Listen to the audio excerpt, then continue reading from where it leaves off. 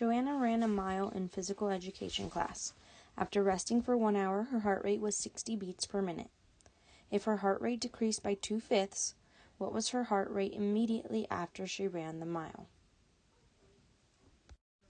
We can write an equation where x is her heart rate immediately after she ran, and so it says that it decreased by 2/5. So if we started with a whole amount and decreased it by 2/5, we would have 3/5 of this value. So 3/5 x is equal to 60. How much her heart rate is after her rest.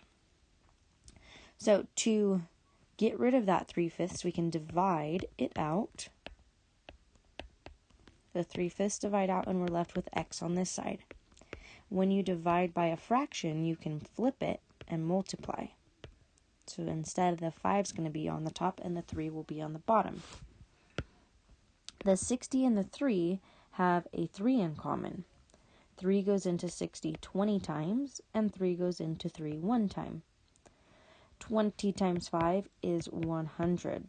So, what was her heart rate immediately after the run? 100 beats per minute.